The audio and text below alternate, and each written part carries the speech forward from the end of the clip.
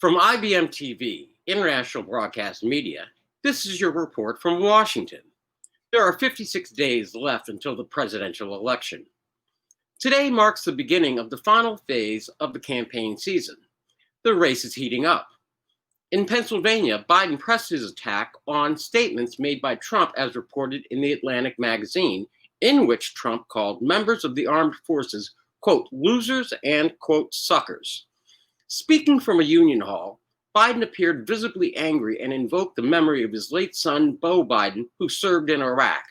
Biden, squinting his eyes, in a direct statement to Trump said Beau was no loser, and the men and women who died there were no suckers.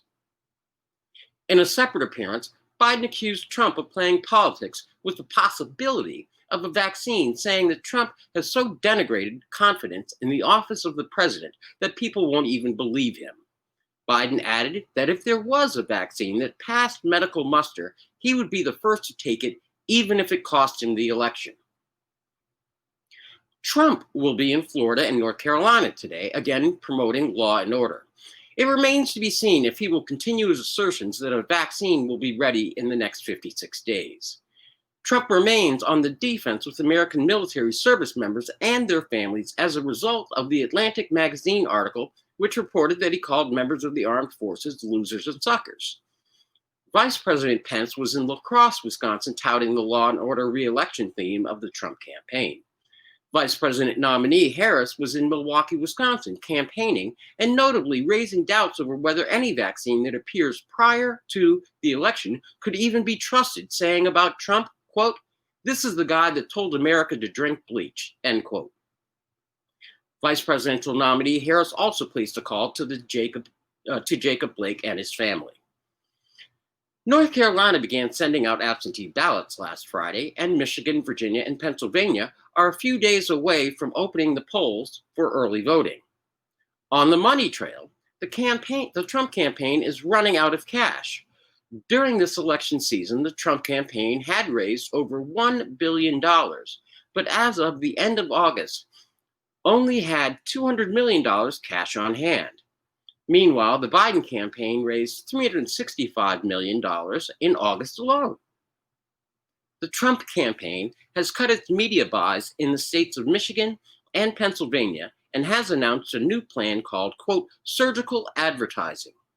Meanwhile, the Biden campaign is opening its transition headquarters in Washington, D.C. Biden maintains a national lead over Trump by 7.5%, although the point spread is closer in the swing states. In other news, Trump announced that he's refusing to meet with Speaker of the House Nancy Pelosi over the COVID-19 relief package. Separately, the House Oversight Committee will be opening an investigation into Louis DeJoy, the Postmaster General, over illegal campaign contributions to the Trump campaign. Across the globe, China and India are trading accusations and bullets over the disputed border region of Ladakh. There were no reported casualties. In the UK, the 8th round of post-Brexit trade negotiations between the UK and the European Union starts today. Prime Minister Boris Johnson will tell EU negotiators that unless a deal is reached by mid-October, the UK will walk away from the table. 8 men were convicted in Saudi Arabia for the murder of Washington Post reporter Mr. Khashoggi. The men received sentences ranging from 7 to 20 years. Finally, the current COVID death toll from Johns Hopkins University is over 189,215 American souls lost and 892,872 global souls lost, with no end in sight. That is your report for this day, September 8th, 2020, from IBM TV. IBM TV International Broadcast Media, smart television for a smarter global community. From dictatorships to democracies around the world. Good morning, good afternoon, good night. I'm Bill Trezevant.